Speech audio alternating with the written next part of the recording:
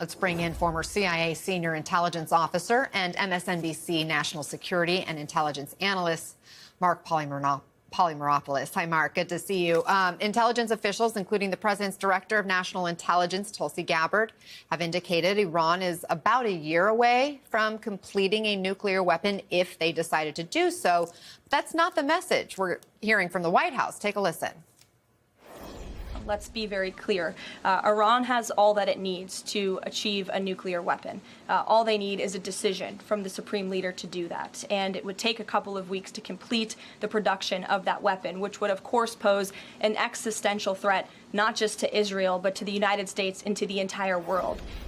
So, Mark, how clear and accurate is the intelligence on this? And what do you make of this apparent mixed messaging we're hearing from the administration?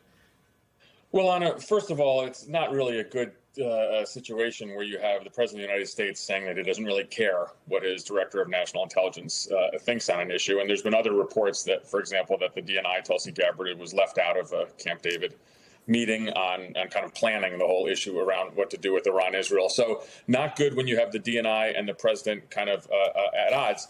Now, there's a little more nuance there, however, because John Ratcliffe, the CIA director, seems to be taking the side of what President Trump has been saying. So just a little bit more dysfunction.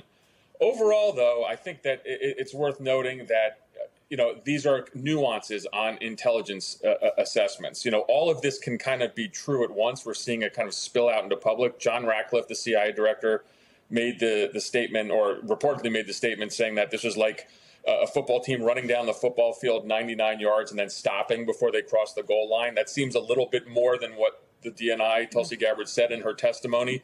But again, overall, this is kind of messy and it's spilled out into public, and it doesn't, and really importantly, it doesn't give the American people confidence that the president is listening to the intelligence community. I mean, just how unusual is it, though, to have this public break when it comes to intel? That's, something of such a consequential matter, and when it's related to a decision the president has to make on whether to send the U.S. to war, essentially.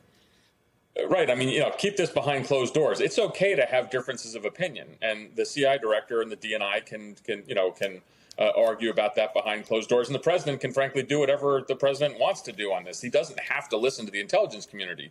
But this just is messy, and there are people who kind of remember all the issues of Iraq WMD back in 2003. I think it's a bit of a different situation now, but it doesn't give anyone confidence when you see this. Now, Anna, there's an important point to make, is that what the Israelis think on this. And the fact of the matter is they see us as kind of quibbling on timelines between weeks, months, and even a year. But after October 7th, they're in no mood to take any risks. So really, when the Israelis look at this, they look at this kind of strategically and saying, it doesn't matter how long the breakout capacity is. We're going to take action. A little bit different calculation for the United States, and now you see it spilling out in public, which is just not a good thing. Can you help us understand just how far is the line between being close to having what's needed to make a nuclear weapon and then actually making that weapon?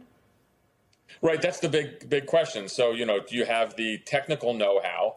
Do you have the plans for it? Then do you have the capacity to do it? And then are you doing it? And how long will it take for an actual to employ something functional, a weapon, which, of course, if that happens, then it's kind of game over for everybody. And there's just a lot of questions on how long the Iranians, will need on this. And of course, the other part is the delivery system as well. So, are we looking at an Iranian nuclear capability tomorrow or next week? No. The Israelis think it can be in a matter of weeks, if not months. The DNI assessment was longer than that. But again, looking back, if you look at it from Israel's perspective, these arguments don't matter. If you look at it from the United States perspective on whether to join in and help Israel kind of take care of that last piece of the puzzle, which is the Fordo reactor, employing U.S. assets, then it does matter, because the American people are going to want to know, if we go to war, what is that? What is the intelligence? What are we basing this on? Right. The International Atomic Energy Agency says that you would need to enrich uranium to a 90% purity level in order to have it be weapons grade uranium, and right now there's a significant amount enriched to 60%. So from 60% to 90% is still a gap. Obviously, that might not take super long to get to that 90%. But then even after doing that, we're told, there would have to be the time to build, to test a device that can be delivered in the form of a bomb or a missile. That's where the timeline gets a little bit longer, according to the International Atomic Energy Agency. I wonder, do you believe that the president is listening to the right people to make the most informed decision on Iran? Yeah, that's a great question. And of course, there's always the notion of he listens, or maybe he takes action on the last person he talked to. We saw Steve Bannon have lunch with him yesterday. And then, of course, there was the announcement of this 2-week delay. But it looks like the inner circle has J.D. Vance, the vice president, but you also have John Ratcliffe, the CIA director, Marco Rubio. But it looks like those on the outs would be Tulsi Gabbard and perhaps Pete Hegseth as well, if you listen to those to the reports. And that to me gives me, frankly, a little bit more comfort, because Hegseth and Gabbard were two of the much more controversial nominees. And so, is he listening to the right people? It's okay, by the way, to get lots of different perspectives. This is a monumental decision. This is the biggest decision of his presidency.